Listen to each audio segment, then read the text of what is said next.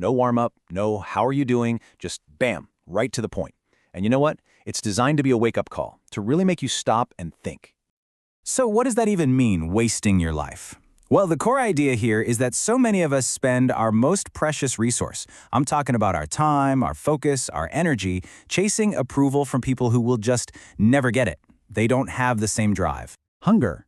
You know that feeling, right? That fire inside you?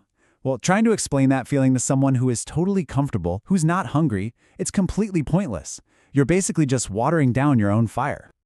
And that brings us to the real cost of constantly trying to justify yourself. It's like a prison you build for yourself, where your own words become the very chains holding you back. And look at this. This really breaks it down, right? Every single time you explain yourself, it's a chain. Every justification, another chain.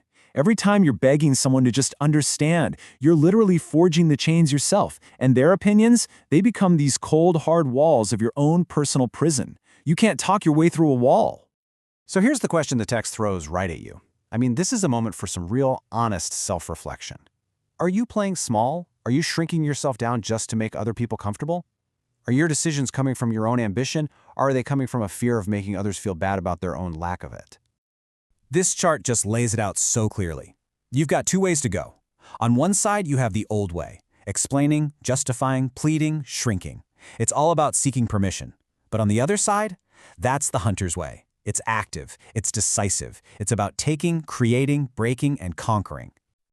Okay, so how do you actually make that shift? If you're stuck in that loop of explaining yourself over and over, what's the first step out? That's it. One word. Stop. Stop talking to people who don't get it.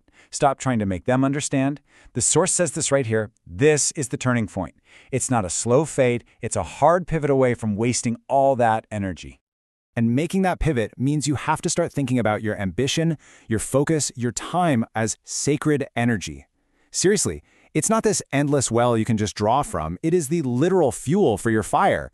And once you spend it trying to justify yourself to someone else, it is gone. Forever. You have got to guard it like it's the most precious thing you have. And I absolutely love this metaphor. It paints such a clear picture of wasted effort, doesn't it? Do not water the dead soil. I mean, you can pour all the water in the world on barren ground, and guess what? Nothing's gonna grow. It's the exact same thing with your energy, when you give it to people who will never ever value what you're trying to build. All right, so let's shift from the problem to the solution.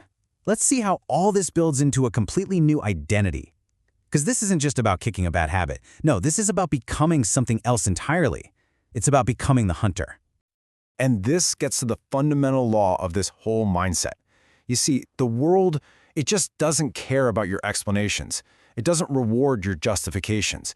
It rewards one thing and one thing only: results, action. That's the only currency that matters. Now, what I find so fascinating is how this whole hunter mindset completely flips the script on difficult feelings. To the hunter, that deep hunger you feel, that's not a flaw, that's your greatest ally. That fear that creeps in, that's not a stop sign, that's your fuel. And pain? Oh, pain isn't something you run from, it's your most valuable teacher. So, this is the path. This is how you do it. Step 1, you have to embrace the dark. We're talking about that raw, relentless strive inside you. Then you operate on a new principle. The life you want isn't something you're given, it's something you take. You stop waiting for someone to give you permission. You stop looking for validation. You just act. And all of this whole philosophy, it leads to this ultimate state of being. It's a point you reach where you don't even need words anymore, because your life, your actions, your results, they do all the talking for you. And the very first step to becoming unexplainable is just recognizing that your fire is rare. That thing inside you, that drive, that's not normal. It's not something everyone has. It's precious. And you have to protect it, not apologize for it. Next up, you've got to fight that social pressure to water it down. Don't you dare soften your edges or dim your light just to make other people feel more comfortable. You have to refuse to shrink yourself to fit into boxes that were never meant for you in the first place. And this is key. The hunter never settles. Don't let comfort or safety become the end goal. You have to keep moving, keep striving, always pushing forward. Because settling, that's the death of the fire. And here we are, right back where we started, at the core idea: let go. Just completely let go of the need for anyone else to understand why you're on your path. This journey is yours and yours alone. It's not for them. Because ultimately, this is what it means to become unexplainable. Your success, your drive, your results, that becomes the only explanation anybody ever needs. People don't have to get why you do it. They just have to witness what you do. Your actions create their own undeniable logic. And that really is the final thought we're left with here. When they doubt you, and they will, what are they going to see? Are they going to see someone begging for their approval?